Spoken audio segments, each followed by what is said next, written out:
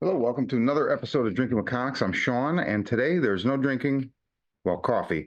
There's no comics. There is something I received in the mail that I wanted to show you guys. Yes, I am one of the proud, stupid people who paid $299 before tax and shipping to back the HasLab Cobra Hiss tank. And I am damn happy I did, let me tell you.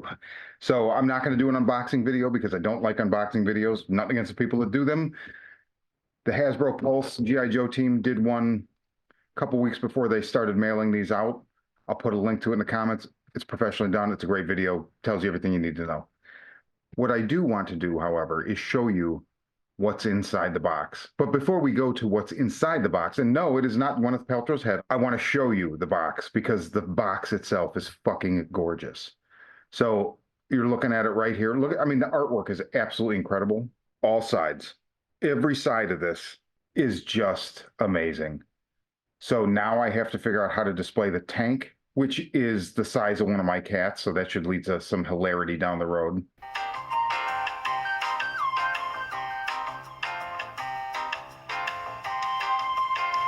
And also the freaking box, the Cobra Fidelis logo, and even the Mars schematic on the bottom of the box. I mean, the bottom of the box for most things is a throwaway. I'm just speechless just at the box. Wait till we get to what's inside. Okay, so here we go. So this is the Hiss. I mean, for comparison's sake, that's my original Hiss from 1983, 84, whatever year that came out. I believe it was the second wave of the original Real American Hero 3 3/4 inch O-ring line. I've had it since it came out, since I was a wee lad. I loved the thing. A lot of my toys did not make it out of adolescence. I was enamored by Transformers number 17 and 18, the Marvel comic, which Bob Budiansky wrote. I had the smelting pool on Cybertron with Lord Straxus. I created my own smelting pool, and I smelted a lot of my Transformers and a lot of my Joe stuff. Not the Hiss. I love the Hiss. It's always been on a shelf within eye distance for pretty much most of my life. And man, it's just a great design, a great toy, just a great facet of my childhood. And that is why I had to spend the money to get the HasLab Hiss. And I'm not disappointed. You look at it head on. So the cockpit, it comes with a lot of stuff I'm not going to use, most likely. I wanted pretty much just a stripped down version of this, but bigger and updated. So cockpit, there were two versions. This is obviously the OG, the classic. There was another one that had like red inlays, real nice. I'm not gonna use that. And also I'm not gonna like interchange them or whatever. This is gonna be displayed. I'll probably handle it from time to time. But as far as changing things, anybody who bought these toys back in the day knows the dangers of, removing pieces and putting them back in or swapping stuff out. You wear out the pegs that hold them in place and blah, blah, blah, and they break. So that's not going to happen with this because it costs $300.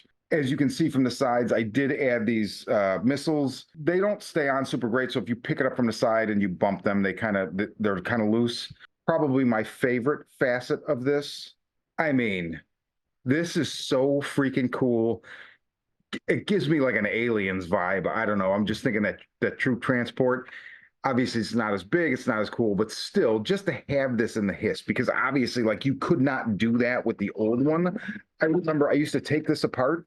I'd use this as a boat in the pool, and like you could put figures in here, but I mean, it's not like it was realistic in any way. So this back is just blowing me away, So then when you add the batteries to this as well, throws the Cobra logo. I'll try to do an insert where it's dark where you can see it better, but you've got the dash lights up, you got rear lights, you got headlights. I mean, it's just badass. As far as the figures that came with it, the Hiss Driver has always been one of my favorite figures. There's the original, it's in there. This is the 25th anniversary one. I just love this figure. I was super stoked that they gave us the three. So we have the driver who's in the cockpit, and he's probably never coming out because there is a working seatbelt in there.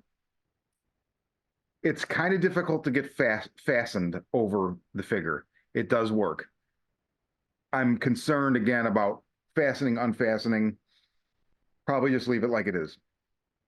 We have the gunner figure, which is basically a female version of the HISS driver, and then the tactician, which I absolutely love. And then there was another one included, which I'll show you right now. So this is how the figures came in this box. This slots out from the main box that I showed you, and there was a bigger one for the tank, but this houses the figures. That is badass. The classic helmet Cobra Commander. One thing I like about Classified, I really like the boxes. So I'm not thrilled that they went with putting that Cobra Commander on a card. No! No! How could they? They do this to me!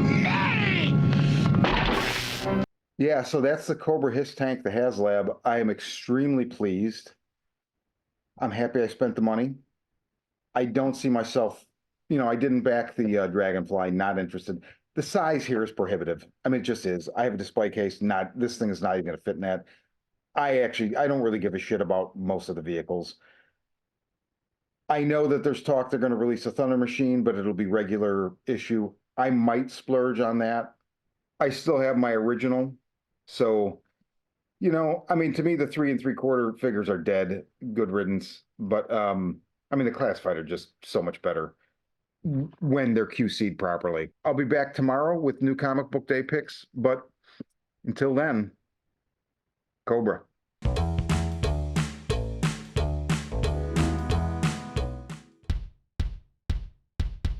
Hi, I'm Sean. Join me and my friends every week for the Horror Vision, where we talk about horror movies.